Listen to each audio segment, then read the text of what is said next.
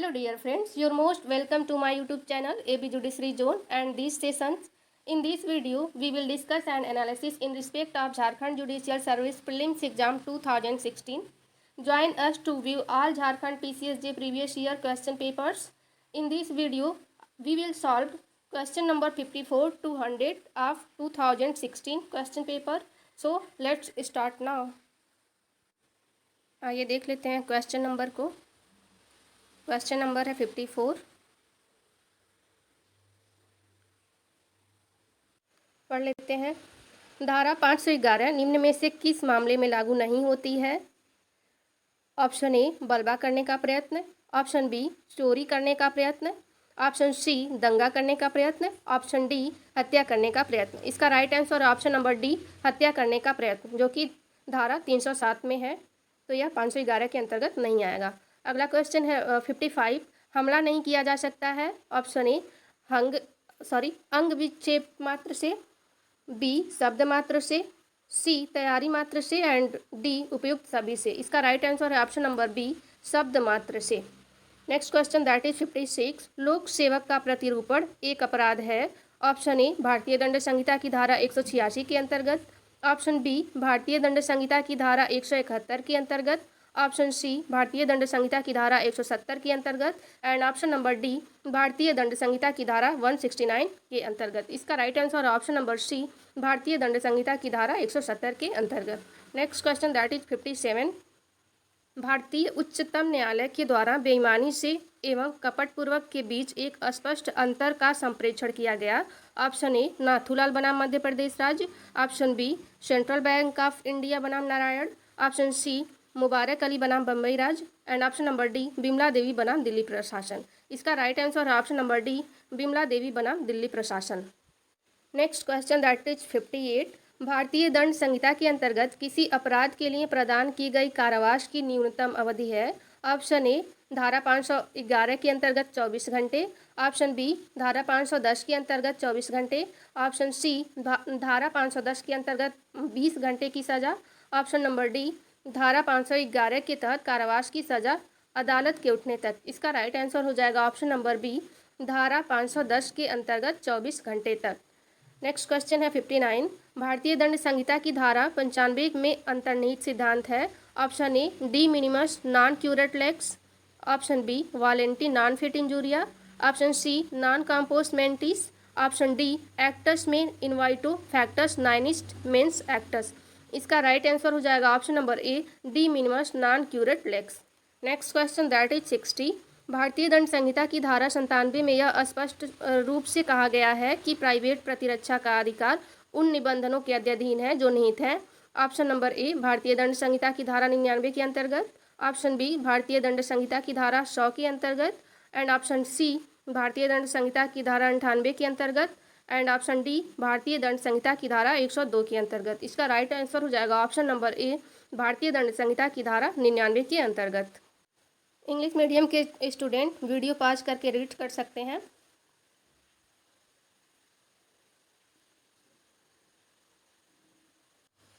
आइए question number 61 को देख लिया जाए। धारा 105 के तृतीय भाग की भाषा भारतीय दंड संहिता के निम्न में से किस धारा के समान है?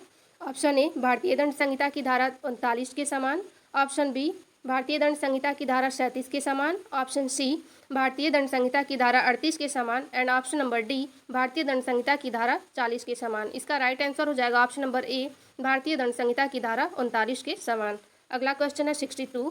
भारतीय दंड संहिता के निम्नलिखित में से कौन सी धारा अंग्रेजी कानून को द्वितीय डिग्री में प्रमुख के रूप में शामिल करती है? ऑप्शन ए धारा 114, ऑप्शन बी धारा 112, ऑप्शन सी धारा 110 एंड ऑप्शन नंबर डी धारा 109। इसका राइट आंसर हो जाएगा ऑप्शन नंबर ए धारा 114। Next question that is 63। भारतीय दंड संहिता की धारा 120 के अंतर्गत आपराधिक षड्यंत्र की परिभाषा ली गई है। ऑप्शन ए मुल्चे बनाम क्वीन, ऑप्शन बी क्वीन बनाम Leatham, option C Abdul Rahman बनाम Emperor, option number D R बनाम विसेंट। इसका राइट आंसर है ऑप्शन नंबर बी क्वीन बनाम Leatham. Next question that is 64। निम्न में से किस धारा में दी गई व्यक्ति की परिभाषा की प्रकृति को देखते हुए मानव वध को एक व्यक्ति द्वारा एक व्यक्ति की हत्या के रूप में परिभाषित नहीं किया जा सकता है? ऑप्शन ए भारतीय दंड संहिता की धारा 13 में, ऑप्शन बी भारतीय दंड संहिता की धारा 11 में, एंड ऑप्शन सी भारतीय दंड संहिता की धारा 9 में, एंड ऑप्शन डी भारतीय दंड संहिता की धारा 7 में। इसका राइट आंसर हो जाएगा ऑप्शन नंबर बी भारतीय दंड संहिता की धारा 11 के अंतर्गत। अगला क्वेश्चन है 65। कब्जे के आवश्यक तत्वों पर निम्न में से किस दृष्टांत में प्रकाश डाला गया है? ऑप्शन ए भारतीय दंड संहिता की धारा 378 के दृष्टांत ए, बी, सी तथा डी में, ऑप्शन बी भारतीय दंड संहिता की धारा 378 के दृष्टांत बी, सी, डी तथा ई में। अगला है सी भारतीय दंड संहिता की धारा 378 के दृष्टांत सी, डी, ई तथा एफ में। नेक्स्ट डी भारतीय दंड संहिता की धारा 378 के दृष्टांत डी, ई, एफ तथा जी के बारे में। इसका राइट आंसर हो जाएगा ऑप्शन नंबर सी भारतीय दंड संहिता की धारा 378 के दृष्टांत सी, डी, ई तथा एफ में। अगला क्वेश्चन है 66। भारतीय दंड संहिता के अंतर्गत चोरी अंग्रेजी कानून में लार्सोनी से भिन्न है, जिसमें विचारित है। ऑप्शन ए अस्थायी लाभ तथा हानि, ऑप्शन बी संपत्ति की हानि, ऑप्शन सी चल संपत्ति, एंड ऑप्शन डी मालिक कोष की संपत्ति से इनकार। इसका राइट आंसर हो जाएगा ऑप्शन नंबर ए अस्थायी लाभ तथा हानि। अगेन इंग्लिश मीडियम के स्टूडेंट वीडियो पॉज करके पढ़ सकते हैं। मैंने आंसर को टिक कर दिया है।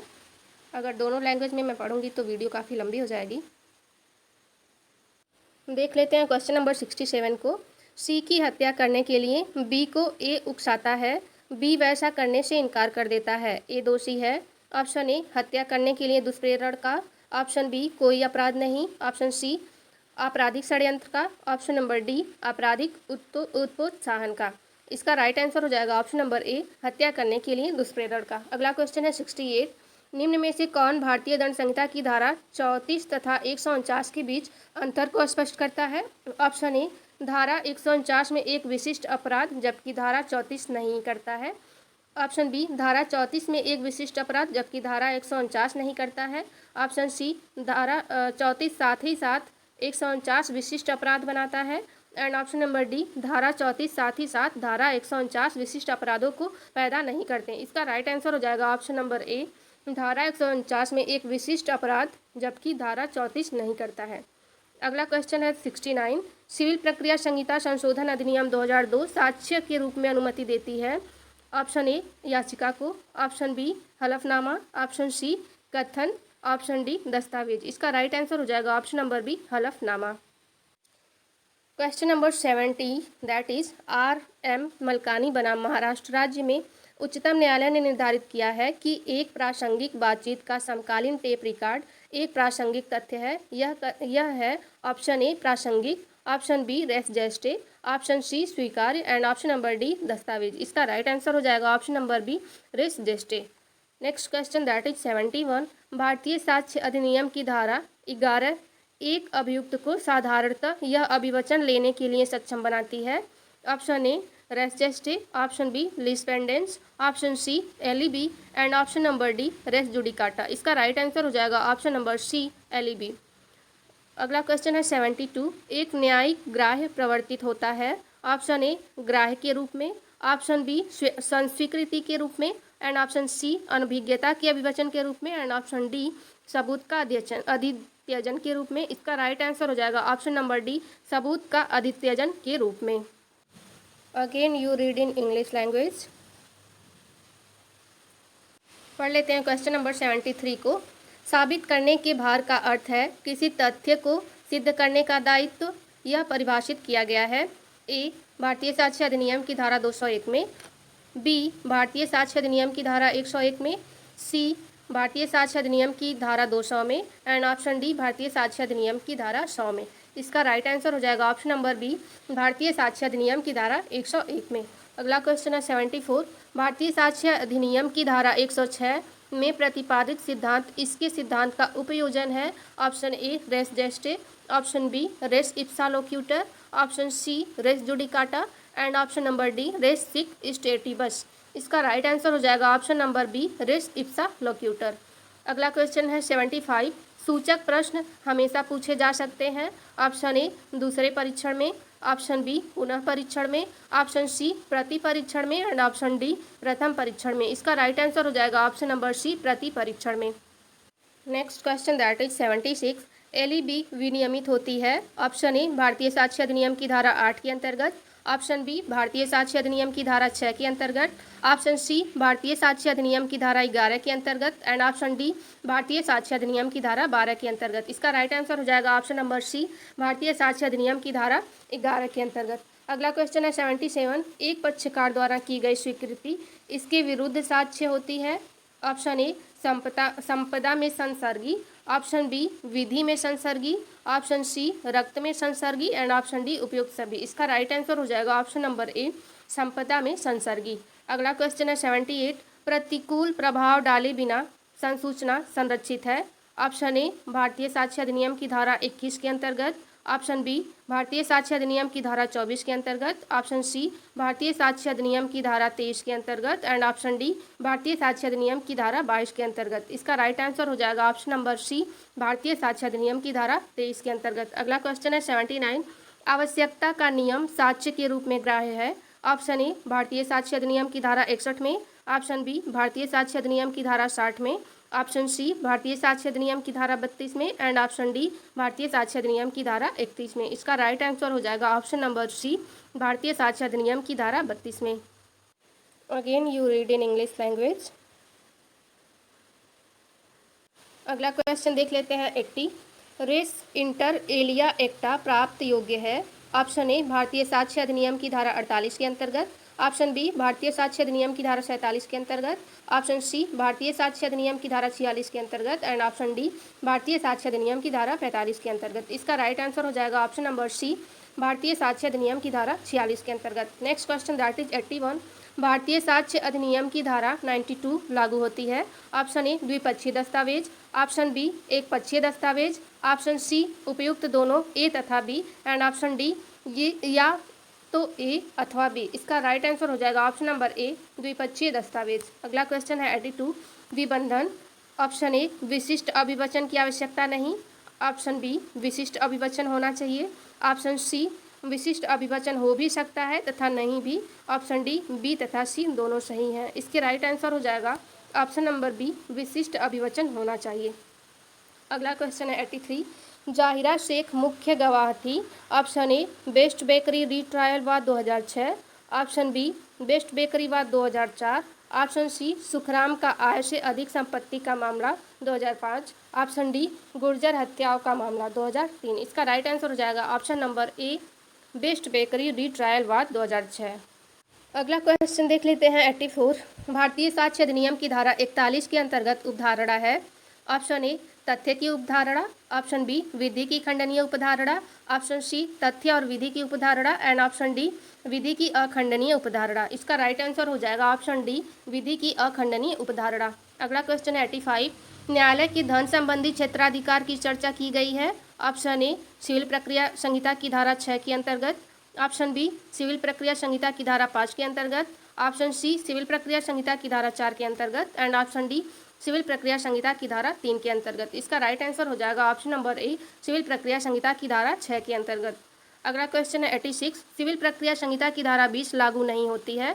ऑप्शन ए मध्यस्थम कार्यवाहियों पर, ऑप्शन बी सिविल कार्यवाहियों में, ऑप्शन सी ए तथा बी दोनों में, ऑप्शन डी न तो ए न ही बी में। इसका राइट आंसर हो जाएगा ऑप्शन नंबर ए मध्यस्थम कार्यवाहियों में। मैंने आंसर टिक कर दिया है, आप लोग रीड कर सकते हैं। अगला क्वेश्चन है 87, सिविल प्रक्रिया संहिता की आदेश 4 नियम 1 उपनियम 1 के अनुसार एक वाद तब संस्थित होता है जब, ऑप्शन ए एक वाद 2 प्रतियों में न्यायालय के समक्ष प्रस्तुत किया जाता है, ऑप्शन बी एक वाद पत्र न्यायालय के समक्ष प्रस्तुत किया जाता है, ऑप्शन सी एक वाद पत्र 3 प्रतियों में न्यायालय के समक्ष प्रस्तुत किया जाता है, ऑप्शन डी या तो ए या बी अथवा सी। इसका राइट आंसर हो जाएगा ऑप्शन नंबर ए एक वाद पत्र 2 प्रतियों में न्यायालय के समक्ष प्रस्तुत किया जाता है। नेक्स्ट क्वेश्चन है 88, प्रतिनिधि की हैसियत से एक वाद दायर किया जा सकता है? ऑप्शन ए आदेश 1 नियम 8 ए CPC के तहत, ऑप्शन बी आदेश 1 नियम 10 ए CPC के अंतर्गत, ऑप्शन सी आदेश 1 नियम 8 CPC के अंतर्गत एंड ऑप्शन डी आदेश 1 नियम 9 CPC के अंतर्गत। इसका राइट आंसर है ऑप्शन नंबर सी आदेश 1 नियम 8 CPC के अंतर्गत। अगला क्वेश्चन है 89। गवाह की सूची मुद्दों के स्थिरीकरण के बाद दाखिल होनी चाहिए। ऑप्शन ए 60 दिन के अंदर, ऑप्शन बी 45 दिन के अंदर, ऑप्शन सी 30 दिन के अंदर एंड ऑप्शन डी 15 दिन के अंदर। इसका राइट आंसर हो जाएगा ऑप्शन नंबर डी 15 दिन के अंदर। अगला क्वेश्चन है 90। अभिवचन को संशोधित अथवा परिवर्तित किया जा सकता है। ऑप्शन ए आदेश 6 नियम 9 सीपीसी के अंतर्गत, ऑप्शन बी आदेश 6 नियम 10 सीपीसी के अंतर्गत, ऑप्शन सी आदेश 6 नियम 16 सीपीसी के अंतर्गत एंड ऑप्शन डी आदेश 6 नियम 17 सीपीसी के अंतर्गत। इसका राइट आंसर हो जाएगा ऑप्शन नंबर डी आदेश 6 नियम 17 सीपीसी के अंतर्गत। अगला क्वेश्चन 91। व्यतिक्रम में एक वाद खारिज किया जा सकता है। ऑप्शन ए आदेश 9 नियम 2 सीपीसी के अंतर्गत, ऑप्शन बी आदेश 9 नियम 3 सीपीसी के अंतर्गत, ऑप्शन सी आदेश 9 नियम 8 सीपीसी के अंतर्गत एंड ऑप्शन डी बी और सी दोनों। इसका राइट आंसर हो जाएगा ऑप्शन नंबर डी बी और सी दोनों। अगला क्वेश्चन है 92।